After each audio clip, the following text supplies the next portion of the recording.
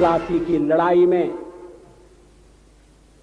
जितने लोग मैदान में लड़ रहे थे उससे ज्यादा लोग मैदान के बाहर खड़े होकर तमाशा देख रहे थे, लड़ाई का परिणाम सुनने की प्रतीक्षा कर रहे थे। देश के भाग्य का निर्णय होने जा रहा था, मगर उस निर्णय में सारा देश शामिल नहीं था।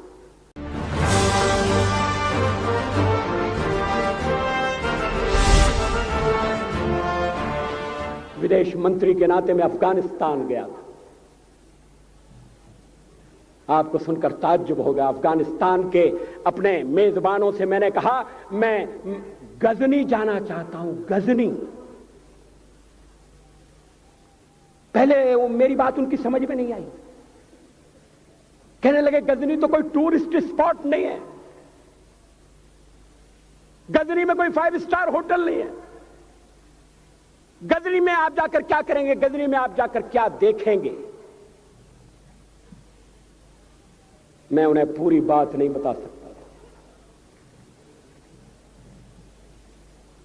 मेरे हृदय में कहीं गजनी कांटे की तरह से चुभ रहा है।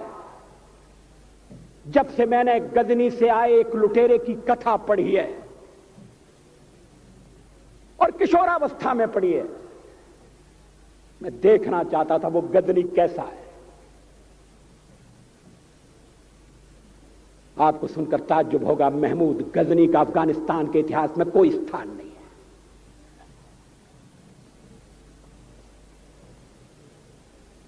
गजनी छोटी सी जगह है, छोटा सा गांव है।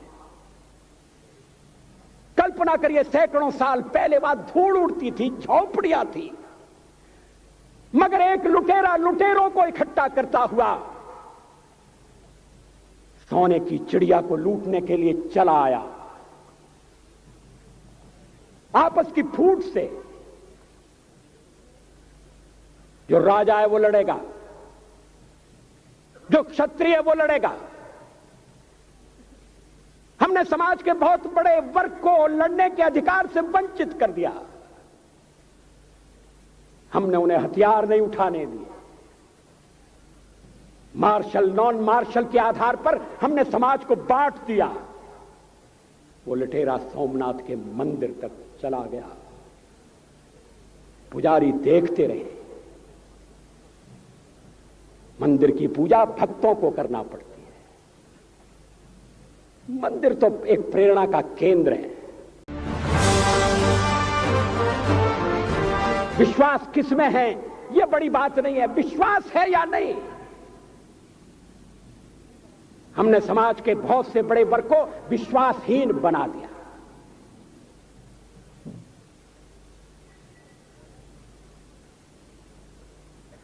लोगों ने हथियार नहीं उठाए,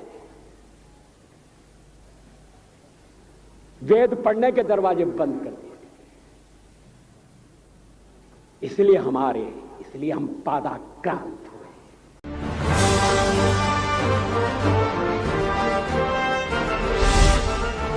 अफगानिस्तान में मैंने एक बात और देखी।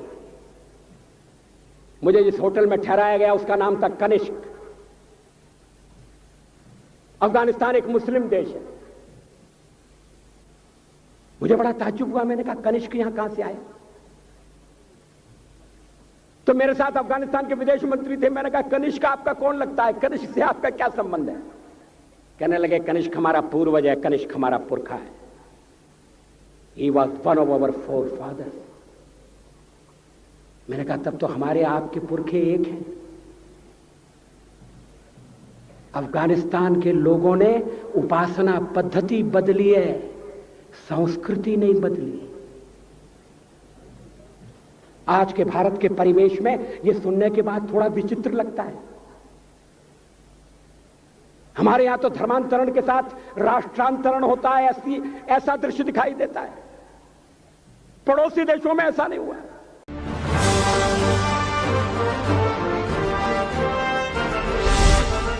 अभी राम जन्मभूमि का मामला चल रहा है। एक विदेशी आए, कहने लगे राम जन्मभूमि का क्या झगड़ा है। हमने कहा इस पर विवाद हो रहा है कि श्री राम कहां पैदा हुए थे, और जहां पैदा हुए थे वो स्थान उनके मंदिर के लिए प्रयुक्त किया जाए या न किया जाए। वो इंडोनेशिया से आई थी, वो मुसलमान है। कहने लगे हम तो समझते थे कि राम के लिए सारे भारत में आदर होगा, सम्मान होगा। हमने कहा ये आपने कैसे समझा? कहने लगे आप तो इंडोनेशिया आ चुके हैं, इंडोनेशिया में बहुत से लोगों ने इस्लाम स्वीकार कर लिया, मगर श्री राम को विस्मृत नहीं किया, श्री राम को भुलाया नहीं।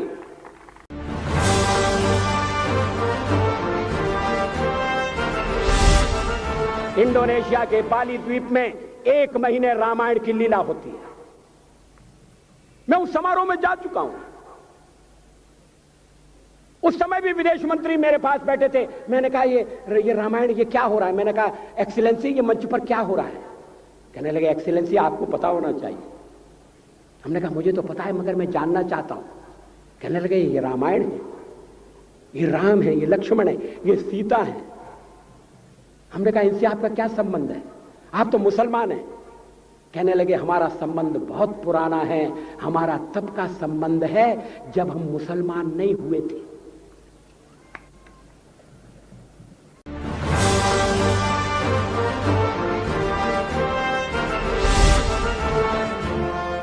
थाईलैंड की राजधानी अयोध्या कही जाती है।